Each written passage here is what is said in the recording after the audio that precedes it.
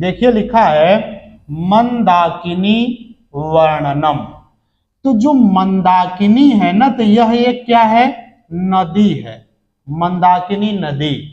इसी का हम क्या करेंगे, वर्णन पढ़ेंगे। वर्णन माने होता है विवरण या बारे में।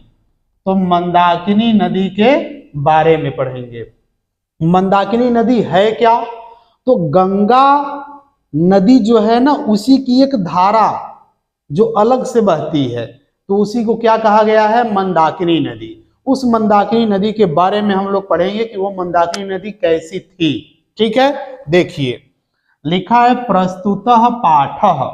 प्रस्तुतः माने प्रस्तुत या दिया गया, पाठः माने पाठ। वाल्मीकीय रामायणस्य मतलब वाल्मीकि के रामायण की। अयोध्या कांडस्य माने अयोध्या कांड के। पंचनवति, पंच माने 5 और नवति माने 90, तो 90 और 5 कितना हो गया, 95। तो 95 तमात माने से, सर्गात माने अध्याय अर्थात सर्ग। तो देखिए संकलित माने लिया गया है। तो प्रस्तुत पाठ वाल्मीकि रामायण के अयोध्या कांड के 95वें सर्ग से लिया गया है। देखिए रामायण किसने लिखा है, महर्षि वाल्मीकि ने लिखा है। उसमें कितने कांड हैं, 7 कांड हैं, याद रखना है। और 7 कांड में से एक कांड है अयोध्या कांड। तो अयोध्या कांड में ही जो सर्ग है, जिसको हम लोग कहते हैं 95वें सर्ग, सर्ग मतलब अध्याय समझ लीजिए। तो 95वें अध्याय से, सर्ग से ये श्लोक लिए गए हैं। कौन श्लोक, जो हमारे पाठ में अभी आप आगे पढ़ेंगे। ठीक है, आगे देखिए वनवास प्रसंगे माने वनवास के समय, राम माने राम, सीतया माने सीता के, लक्ष्मणेन माने लक्ष्मण के, च माने और, सह माने साथ, चित्रकूटम माने चित्रकूट, प्राप्नोति माने वहां रहते हैं, समझ लीजिए। इसका अर्थ क्या हुआ कि वनवास के समय राम सीता और लक्ष्मण के साथ चित्रकूट में रहते हैं या चित्रकूट पहुंच जाते हैं। ठीक है, इतना क्लियर हुआ। आपको ये याद रखना है कि रामायण में कितने कांड हैं, 7 कांड हैं, और उन 7 में से भी अयोध्या कांड के 95वें सर्ग से लिया गया है। हो सकता है परीक्षा में पूछ दे। ठीक है, तो आगे चलिए, आगे देखते हैं कि और क्या बताया गया है इसके बारे में। देखिए लिखा है तत्र स्थिताम माने तत्र माने वहां, स्थिताम माने स्थित, मंदाकिनी नदी माने मंदाकिनी नदी का, वर्णयन माने वर्णन करते हुए, सीताम माने सीता को, संबोधयति माने कहते हैं, सीता को कहते हैं या सीता से कहते हैं। कौन कहते हैं, श्री रामचंद्र जी। तो वहां स्थित मंदाकिनी नदी का वर्णन करते हुए सीता से कहते हैं। कौन कहते हैं, राम जी। इयम नदी माने यह नदी, प्राकृतिक प्राकृतिकैः उपादानैः, प्राकृतिकैः माने प्राकृतिक, उपादानैः माने संसाधनों से, प्राकृतिक संसाधनों से, संवलिताः माने घिरी हुई है, अचित्तम हरति माने चित्त को हरती है, अर्थात हमारे मन को अपनी ओर खींचती है। तो क्या अर्थ हुआ कि यह नदी प्राकृतिक संसाधनों से घिरी हुई है, लदी हुई है और हमारे मन को हर लेती है।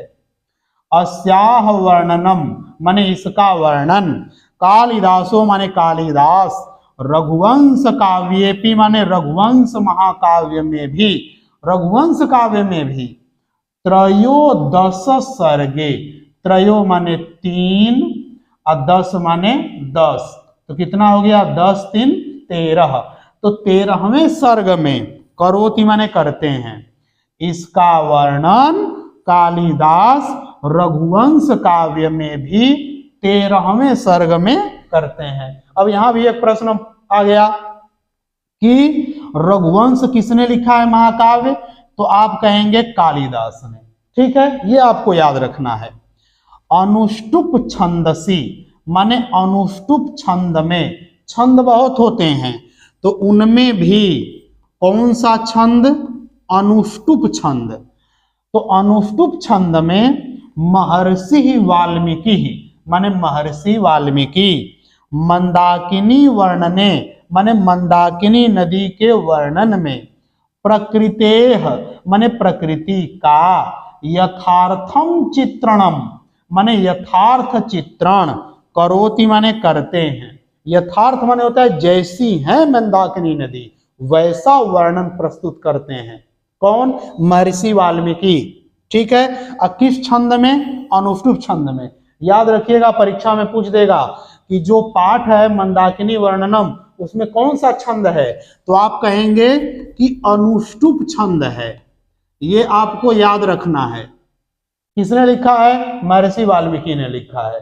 रघुवंश महाकाव्य किसने लिखा है, कालिदास ने लिखा है। ठीक है, चलिए अब ये तो हो गया पाठ के बारे में। अब हम लोग चलते हैं सीधे पाठ पर और श्लोकों को पढ़ते हैं और अर्थों को समझते हैं। ठीक है, देखिए पहला जो श्लोक है, विचित्र पुलिनाम रम्याम हंस सारस सेविताम कुसुमैरूप संपन्नाम पश्य मंदाकिनीम नदीम। ये राम जी कह रहे हैं, किससे, सीता से। और ये छंद कौन सा है, अनुष्टुप छंद। याद रखना है कि इस पाठ में जितने भी श्लोक हैं सब में कौन सा छंद है, तो आप कहेंगे अनुष्टुप छंद है। तो देखिए विचित्र पुलिनाम, विचित्र माने होता है रंग बिरंगे, पुलिनाम माने किनारों वाली, रंग बिरंगे किनारों वाली। रम्याम माने होता है सुंदर, रम्याम माने सुंदर रमणीय।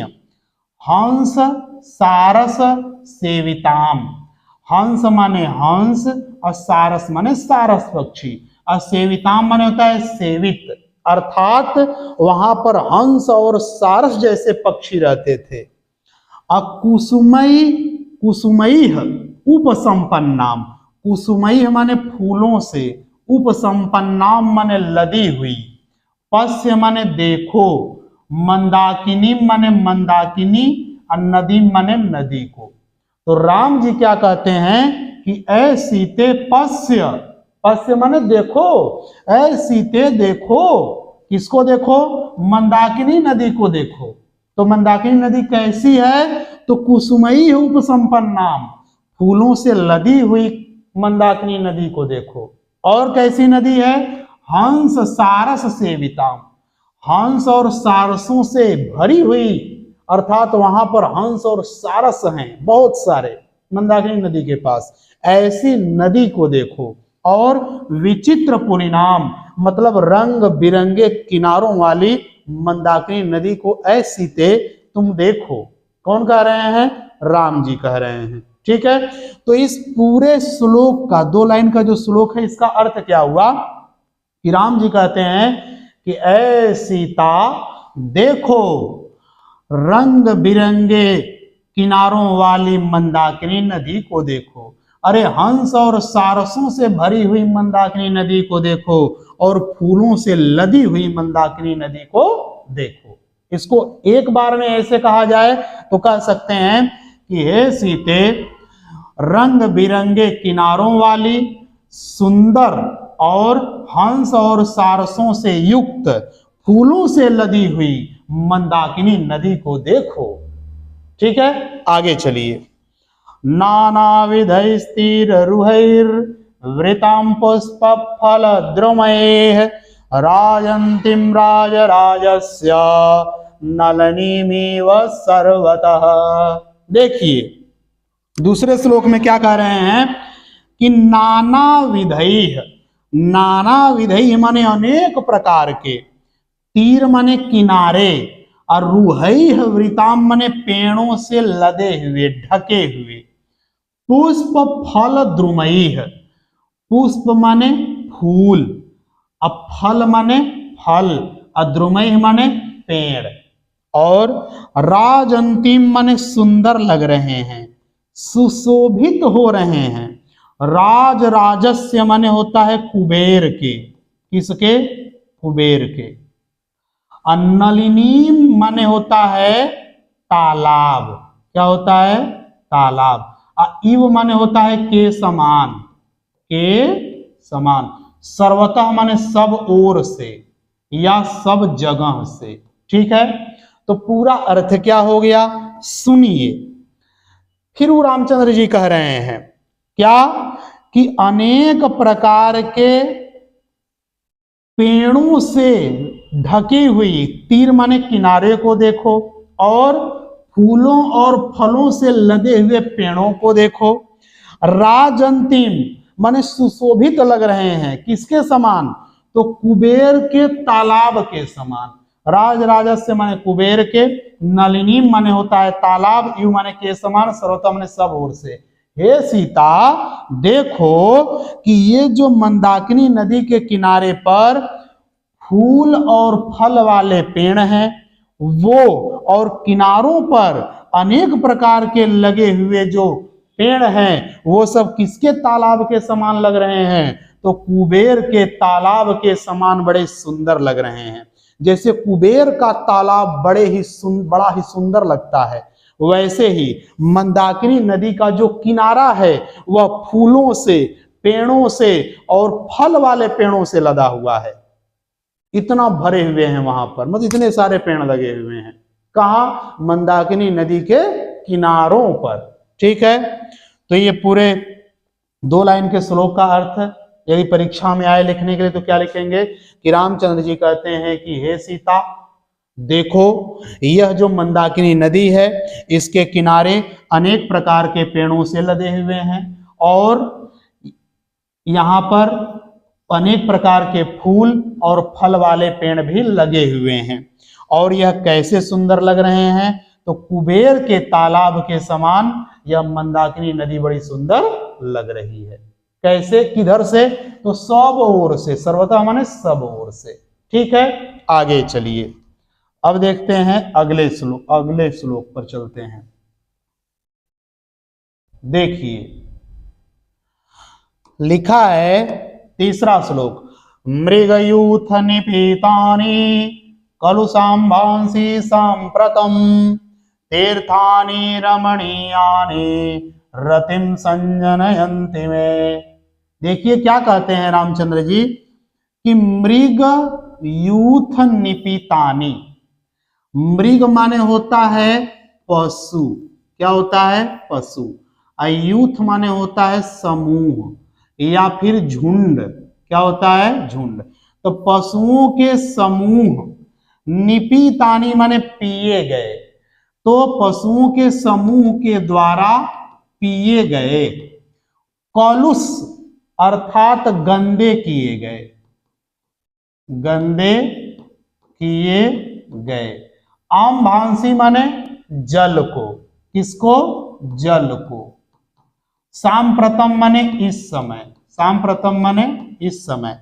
तो क्या कह रहे हैं कि पशु के झुंडों के द्वारा पिए गए और गंदे किए गए पानी को देखो इस समय। तीर्थानी माने स्थान, तीर्थानी माने स्थान, रमणीयानि माने बहुत सुंदर, बहुत सुंदर।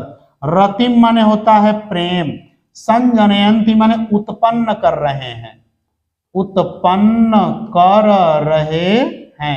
मैं माने मेरे अंदर, मेरे अंदर। कौन कह रहे हैं? रामचंद्र जी, ठीक है। तो इस श्लोक का अर्थ देखिए क्या हो गया।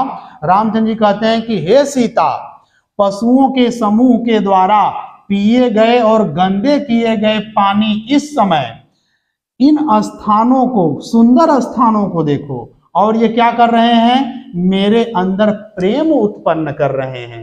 अर्थात पशुओं के द्वारा जो पानी पिया गया है और गंदा कर दिया गया है, क्योंकि उसमें पशु जाएंगे तो गंदा होगा वो पानी, तो ये जो स्थान है, इस स्थान को देख करके मेरे अंदर प्रेम उत्पन्न हो रहा है। कौन कह रहे हैं? रामचंद्र जी। ठीक है, आगे चलिए। जटाजिन धरा काले वल्कलोत्तर वाससः ऋषयस्त्ववगाहन्ते नदीं मंदाकिनीं प्रिये। देखिए क्या कहते हैं रामचंद्र जी कि जटा जिन धराह, जटा माने जटाओं वाले, बड़ी बड़ी जटा रखने वाले, जिन धराह माने होता है मृग चर्म या मृग छाल। क्या होता है? मृग छाल। तो जटाएं धारण करने वाले और मृग की छाल, हिरण की छाल धारण करने वाले, काले माने समय में, वल्कलोत्तर, वल्कलोत्तर में होता है पेड़ की छाल। क्या होता है? पेड़ की छाल। और वाससा माने कपड़ा। क्या होता है? कपड़ा। तो देखो कहते हैं कि जटा धारण करने वाले और मृग की छाल धारण करने वाले तथा पेड़ों की छाल को कपड़े की तरह धारण करने वाले, ऋषयः माने ऋषि, तू अवगाहन्ते, तू माने तो, अवगाहन्ते माने स्नान करते हैं, नदीं मंदाकिनीं माने मंदाकिनी नदी में, प्रिय माने हे मेरी प्रिय सीते, हे प्रिय। कौन कह रहे हैं? रामचंद्र जी। तो अर्थ को समझिए, रामचंद्र जी कहते हैं कि हे प्रिय, यहां से लेना है अंतिम से, कि हे प्रिय सीते, जटा धारण करने वाले, मृग की छाल पहनने वाले और पेड़ों की छाल को कपड़े की तरह पहनने वाले ऋषि लोग इसी मंदाकिनी नदी में अवगाहन्ते माने स्नान करते हैं। ठीक है, आगे चलिए। ये हो गया आपका पूरा चौथा श्लोक। अब हम लोग चलते हैं पांचवें श्लोक पर। देखिए पांचवा श्लोक क्या कहता है? आदित्यमुपतिष्ठन्ते नियमान् दुर्ध्वबाहवः एते परे विशालाक्षे मुनयः संसितव्रताः। क्या गजब की बात है कि आदित्यम उपतिष्ठन्ते, आदित्यम माने सूर्य, आदित्यम माने सूर्य, उपतिष्ठन्ते माने उपासना कर रहे हैं। क्या कर रहे हैं? उपासना। नियमात माने नियम से, नियमात माने नियम से, ऊर्ध्व बाहवः माने भुजाओं को उठाए हुए, बाहवा माने बाजुओं को, भुजाओं को ऊर्ध्व, ऊर्ध्व माने उठाए हुए, उठाए हुए, एते माने ये, परे माने श्रेष्ठ, श्रेष्ठ, विशालाक्षी माने बड़ी आंखों वाली, विशाल आंखों वाली सीते। ये देखो ये विशालाक्षी किसका नाम है? सीता का नाम है। याद रखना, परीक्षा में पूछ सकता है कि विशालाक्षी किसके लिए प्रयोग हुआ है, तो आप लिखेंगे सीता के लिए। तो विशालाक्षी माने सीता। और वैसे विशालाक्षी का मतलब क्या होता है? विशाल अक्षी, अक्षी माने आंख और विशाल माने बड़ी बड़ी, बड़ी आंखों वाली सीता। ठीक है। अब मुनयः माने मुनि लोग, ऋषि मुनि लोग, संसित व्रताः माने प्रशंसनीय, संसित माने प्रशंसनीय, व्रत वाले। तो प्रशंसनीय व्रत वाले मतलब ऐसा व्रत करने वाले जिनकी प्रशंसा की जाए, ऐसे मुनि लोग नियम से भुजाओं को उठाए हुए सूर्य की उपासना कर रहे हैं। एते परे माने ये श्रेष्ठ मुनि लोग, और विशालाक्षी माने हे विशाल आंखों वाली, बड़ी आंखों वाली सीते, देखो इनको। कौन कह रहे हैं? रामचंद्र जी कह रहे हैं। ठीक है। तो इन दो पंक्तियों का अर्थ पूरा समझिए। रामचंद्र जी कहते हैं कि हे विशालाक्षी अर्थात हे बड़ी आंखों वाली सीते, इन श्रेष्ठ और प्रशंसनीय व्रत करने वाले मुनियों को देखो, क्या कर रहे हैं? नियम से भुजाओं को ऊपर उठाए हुए सूर्य की उपासना कर रहे हैं। ठीक है। अब आगे चलिए, आगे वाले श्लोक पर देखते हैं क्या बातें कही गई हैं। मारुतोद्धूत शिखरैः प्रणृत इव पर्वतः पादपैः पुष्पपत्राणि सृजद्भिरभितो नदीम। देखिए मारुतोद्धूत, मारुतोद्धूत माने हवा से उड़ाए गए, हवा से हिलाए गए, हवा से हिलाए गए। शिखरैः माने शिखरों के द्वारा, प्रणृत इव माने कांपते हुए या हिलते हुए, कांपते हुए, इधर उधर इधर उधर। पर्वतः माने पर्वत, पादपैः माने पेड़ों के द्वारा, पेड़ों के द्वारा। अब पुष्प पत्राणी माने पुष्प माने फूल, पत्राणी माने पत्ते। सृजद्भिः माने उगे हुए, अभितः माने चारों ओर, नदी माने नदी के। अब ध्यान से देखिए, नदी के चारों ओर जो पर्वत हैं और पर्वत के ऊपर जो सृजद्भिः अर्थात उगे हुए हैं, क्या उगे हुए हैं? पादपैः माने पेड़, और उसमें क्या लगे हुए हैं? पुष्प और पत्ते। क्या लगे हुए हैं? पुष्प और पत्ते। तो पर्वत के ऊपर क्या है? शिखर है, मतलब पहाड़ की चोटी है। तो पहाड़ की चोटी पर क्या लगे हुए हैं? पेड़, और पेड़ों पर क्या है? फूल और पत्तियां हैं। तो वो फूल और पत्तियां किसके द्वारा हिल रही हैं? तो मारुतोद्धूत अर्थात हवा के द्वारा हिल रही हैं। तो प्रणृत इव अर्थात कांपते हुए, अर्थात झूमते हुए, झूमते हुए, कांपते हुए मतलब झूमते हुए समझ लीजिएगा, दिखाई दे रहे हैं। कौन? पर्वत। और इसका अर्थ पूरा समझ लीजिए। यहां पर रामचंद्र जी कहते हैं कि हे सीते देखो, मंदाकिनी नदी के चारों ओर जो पर्वत लगे हुए हैं उनके शिखरों पर पेड़ हैं और पेड़ों पर फूल और पत्ते हैं। तो वो फूल और पत्ते हवा के द्वारा हिल रहे हैं। तो ऐसा लग रहा है कि पूरा पहाड़ इधर उधर झूल रहा है। ठीक है, आया समझ में? मैं आपको फिर समझा देता हूं। जैसे मान लीजिए मंदाकिनी नदी है और उसके चारों ओर क्या है? पहाड़ हैं। और जब चारों ओर पहाड़ हैं तो पहाड़ की चोटियां हैं, शिखर हैं।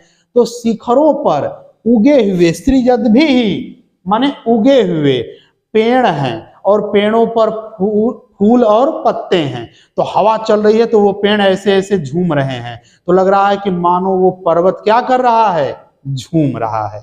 ठीक है, ऐसे रामचंद्र जी बता रहे हैं सीता को। आगे चलिए और देखते हैं कि 7वें श्लोक में क्या कह रहे हैं रामचंद्र जी।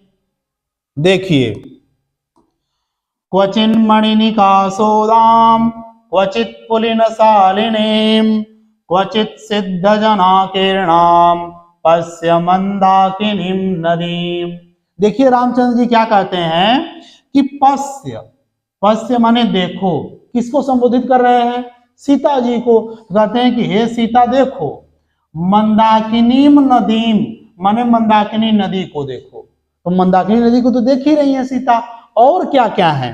तो कह रहे हैं क्वचिन मणिनिका सोदाम, अर्थात कहीं पर मणिनिका माने मणि के समान, सोदाम माने चमकती हुई, कहीं पर मणि के समान चमकती हुई मंदाकिनी नदी को देखो।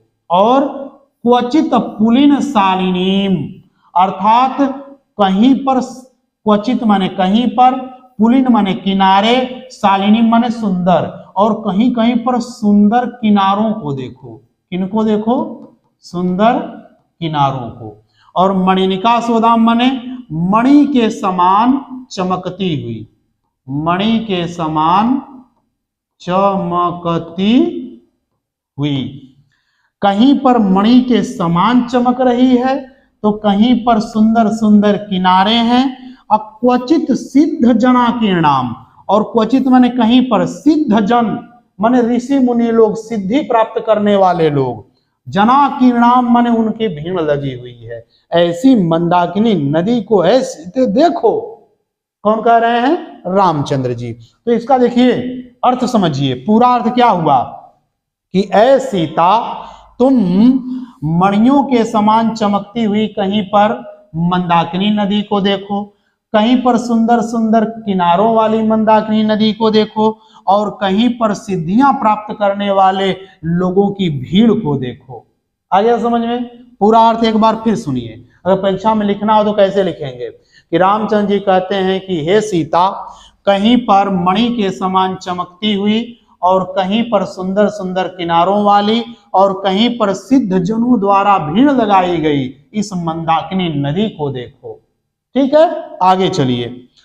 निर्धूतान वायुना पश्य विततान पुष्प संचयान पोप्लूयमानान परान पश्य त्वं जल मध्यगान। देखिए क्या कहते हैं कि निर्धूतान, निर्धूतान माने उड़ाए गए, क्या किए गए, उड़ाए गए। वायुना माने हवा के द्वारा, वायुना माने हवा के द्वारा, पश्य माने देखो, हवा के द्वारा उड़ाए गए देखो। विततान माने फैले हुए, विततान माने फैले हुए। पुष्प संचयान माने फूलों के झुंड को या फूलों के समूह को। देखिए क्या कहते हैं रामचंद्र जी कि हवा के द्वारा फैलाए गए फूल के समूहों को क्या करो, देखो। मतलब हवा चली है और फूल के जो समूह थे उनको हवा ने बिखेर दिया है, फैला दिया है। पोप्लूयमानान, पोप्लूयमानान माने होता है तैरते हुए, क्या करते हुए, तैरते हुए। अपरान माने दूसरी ओर, दूसरी ओर। पश्य माने देखो, त्वम माने तुम, जल मध्यगान माने जल के बीच में, जल के बीच में। तो इसमें दो प्रकार के फूलों को तैरते मतलब फूलों की स्थिति का वर्णन कर रहे हैं रामचंद्र जी। क्या कह रहे हैं देखिए, कहते हैं कि ऐ सीता तुम देखो, पहली पंक्ति में किसको देखो, तो हवा के द्वारा उड़ाए गए फैले हुए फूलों को देखो। ये फूल जो फैल गए हैं ना, इसको हवा ने उड़ाया है, इनको देखो। और दूसरी पंक्ति में क्या कहते हैं कि तैरते हुए जल के बीच में फूलों को देखो। समझ में आ गया? तो पूरा इस दो लाइन का अर्थ क्या हुआ? रामचंद्र जी कहते हैं कि ऐ सीता तुम हवा के द्वारा उड़ाए गए फैले हुए फूलों को देखो और जल के बीच में तैरते हुए फूलों को देखो। ठीक है, आगे चलिए। अब अगले श्लोक पर चलते हैं, देखते हैं अगले श्लोक में मंदाकिनी नदी का कैसा वर्णन किया गया है। देखिए, तांश्चाति वल्गुवचसो रथांगवयना द्विजाः अधिरोहन्ति कल्याणी निष्कूजन्तः सुभागिराः। देखिए, तांश्चाति वल्गुवचसः, तान माने उन, च माने और, अति वल्गुवचसः माने बहुत मीठे वाणी वाले, बहुत मीठी वाणी वाले। रथांगहयना माने चकवा चकवी, चकवा चकवी। द्विजाह माने पक्षी, द्विजाह माने पक्षी। तो रामचंद्र जी कहते हैं कि उन बहुत मीठी वाणी वाले चकवा चकवी पक्षी अधिरोहंती माने बढ़ा रहे हैं, क्या कर रहे हैं, बढ़ा रहे हैं या बोल रहे हैं, कुछ भी, दोनों में से कोई भी। कल्याणी माने हे कल्याण करने वाली सीते, ये सीता जी का नाम है कल्याणी, याद रखना। हो सकता है परीक्षा में पूछ दिया कि मंदाकिनी वर्णनम वाले पाठ में कल्याणी किसके लिए प्रयोग किया गया है, तो सीता जी के लिए। निष्कूजन्तः माने बोलते हुए, निष्कूजन्तः माने बोलते हुए। सुभा गिरह, सुभा माने मीठी, सुभा माने मीठी, गिरह माने वाणी। ठीक है, अब देखिए इसका अर्थ देखिए क्या हुआ कि उन बहुत मीठी वाणी वाले चकवा चकवी पक्षी को देखो सीता, और क्या कह रहे हैं, बोलते हुए, मीठी वाणी, मीठी वाणी बोलते हुए उन पक्षियों को सीता तुम देखो। और क्या, अधिरोहंती अर्थात बढ़ा रहे हैं, क्या बढ़ा रहे हैं, मीठी वाणी की सुंदरता को बढ़ा रहे हैं, मधुरता को बढ़ा रहे हैं।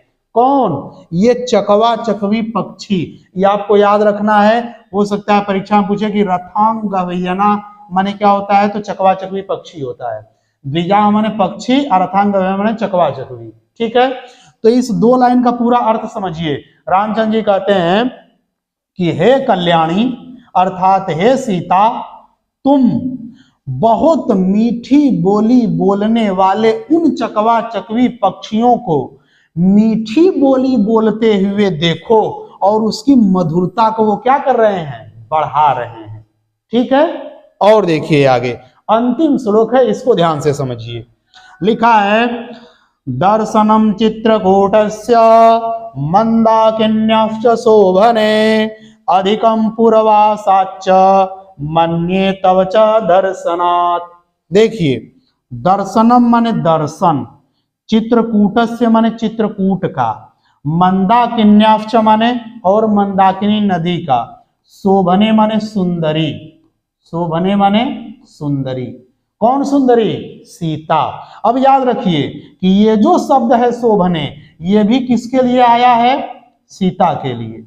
ये सीता को कह रहे हैं कि हे सुंदरी देखो, अधिकम माने अधिक, पूर्वासात माने पहले, पूर्वासात माने पहले, च माने और, मन्य माने माना जाएगा, तव माने तुम्हारे द्वारा, च माने और, दर्शनात् माने देखे गए, दर्शनात् माने देखे गए। तो अर्थ देखिए क्या हुआ कि चित्रकूट का दर्शन और मंदाकिनी नदी का दर्शन, हे सुंदरी तुम्हारे द्वारा देखे गए पहले से अधिक माना जाएगा। अब इसका पूरा अर्थ क्या हुआ समझिएगा। रामचंद्र जी कह रहे हैं कि हे सीता, तुमने पहले जो भी चीजें देखी हैं उन सब चीजों से अधिक सुंदर किसको माना जाएगा? चित्रकूट की सुंदरता को और मंदाकिनी नदी की सुंदरता को। अर्थात तुमने चित्रकूट से पहले और मंदाकिनी नदी से पहले जितनी भी सुंदर चीजें देखी हैं उन सब से भी अधिक सुंदर चित्रकूट और मंदाकिनी नदी की सुंदरता है। कौन कह रहे हैं? रामचंद्र जी कह रहे हैं। ठीक है, तो इस श्लोक का पूरा अर्थ क्या हुआ इसको समझ लेते हैं।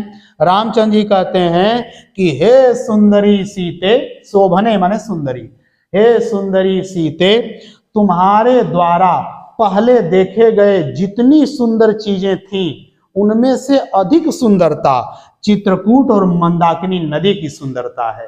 ठीक है, इस प्रकार आपका जो ये पाठ है पूरी तरह से समाप्त हो गया।